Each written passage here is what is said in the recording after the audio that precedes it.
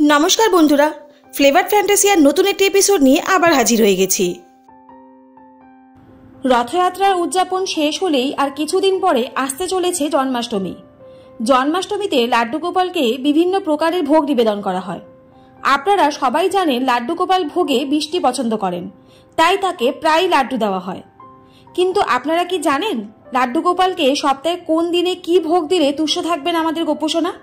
তাহলে চলুন আজকের এপিসোডের মাধ্যমে জানা যাক সপ্তাহে কোন দিন কি ভোগ লাড্ডু গোপালকে নিবেদন করা যেতে পারে।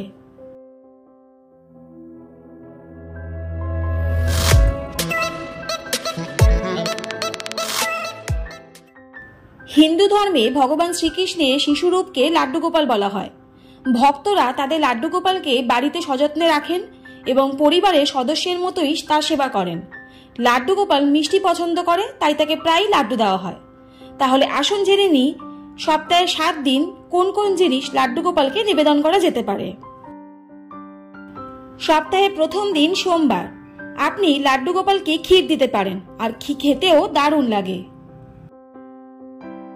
মঙ্গলবার লাড্ডু গোপালকে যে কোনো লাল রঙের জিনিস নিবেদন করা শুভ বলে মনে করা হয়। আপনি এই দিন আপেল, তরমুজ, ড্রাগন ফ্রুট, স্ট্রবেরি এবং ডালিম দিতে পারেন। বুধবার আপনি রুটি, লুচি বা পরোটা তৈরি করতে পারেন এবং গোপালকে লাড্ডু দিয়ে দিতে পারেন। বৃহস্পতিবার লাড্ডু গোপালকে হলুদ রঙের জিনিস নিবেদন করা শুভ বলে মনে করা হয়। এই দিনে লাড্ডু ও জিলেপি, অমৃতি বা হলুদ রঙের কোনো মিষ্টি দিতে পারেন। শুক্রবার লাড্ডু গোপালকে চিনি, মিচড়ি, বাতাসা, মাখন নিবেদন করা খুবই শুভ বলে মনে করা হয়। শনিবার গোপালকে খিচুড়ি নিবেদন করা শুভ বলে মনে করা হয়, সেটা যে কোনো নিরামিষ খিচুড়ি হতে পারে। সপ্তাহের শেষ দিন রবিবার লাড্ডু গোপালকে পঞ্চামৃত ভোগ দিলে সুখ ও শান্তি আসে।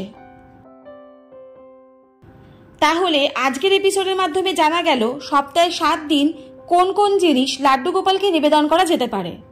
আজকের এপিসোডটা আপনাদের কেমন লাগলো অবশ্যই কিন্তু কমেন্ট করে জানাবেন। আর যদি ভালো লাগে তাহলে চ্যানেলটা please like, share and subscribe করতে ভুলবেন না। আর পাশে থাকা বেল আইকনটা অবশ্যই প্রেস করে দেবেন, যাতে এরকম ইনফরমেটিভ ভিডিও আপনাদের কাছে সর্বপ্রথম চলে যায়। সবাই সুস্থ থাকুন, ভালো থাকুন। অনেক ধন্যবাদ পাশে থাকার জন্য। দেখা হচ্ছে নেক্সট কোন এপিসোডে। ততক্ষণের জন্য টাটা।